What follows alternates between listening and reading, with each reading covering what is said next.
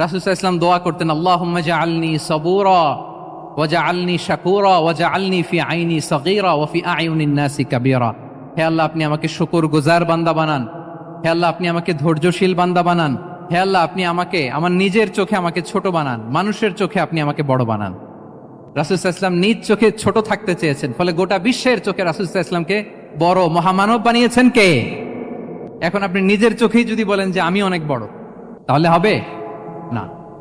এই হাম্বলনেসটা আমাদের থাকতে হবে। সম্মানিত ভাইয়েরা, আমাদের অনেক তরুণদেরকে আমি দেখি যে নতুন দিনে ফিরেছে, নতুন তার মধ্যে উপলব্ধি আসছে, রিয়েলাইজেশন আসছে যে আগে রং ট্র্যাকে ছিলাম, এখন রাইট ট্র্যাকে আসতে চাই, ইসলামকে অনুশীলন করতে চাই। আলহামদুলিল্লাহ, খুব ভালো।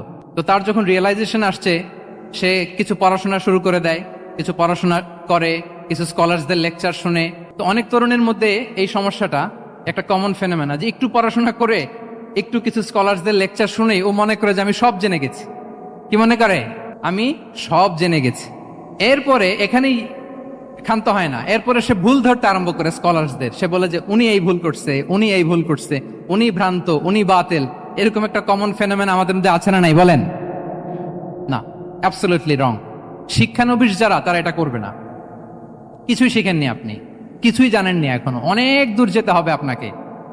কোনো বিষয়ে কমেন্টস করতে গেলে, কোনো ইস্যু নিয়ে আপনাকে মন্তব্য করতে গেলে আপনাকে অগাধ পাণ্ডিত্য অর্জন করতে হবে, তারপরে আপনি সে বিষয়ে কথা বলতে পারবেন। তাহলে এই জাতীয় অ্যাটিটিউড যেন কখনো, এগুলো শয়তান করে, এই অ্যাটিটিউড যদি আমার মধ্যে ঢুকে, আপনি হয়তো ইসলাম থেকেও দূরে সরে যাবেন। আল্লাহ এই ধরনের অ্যাটিটিউড থেকে আমাদেরকে হেফাজত করুক, আমরা পড়ি আমিন।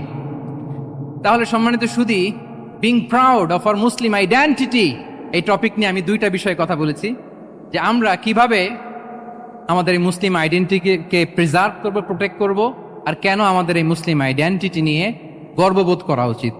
সম্মানিত সুধী মণ্ডলী, ইসলাম হচ্ছে আমাদের কোর আইডেন্টিটি, এবং ওমরে ফারুক রাদিয়াল্লাহু তাআলা আনহু বলেছেন, এখানে ইসলামই আমার সম্মান, ইসলামই আমার ইজ্জত। ইসলামের বাইরে যেয়ে যদি আমরা ইজ্জত খুঁজতে চাই, আমাদেরকে আল্লাহ তাআলা অপমানিত করবেন।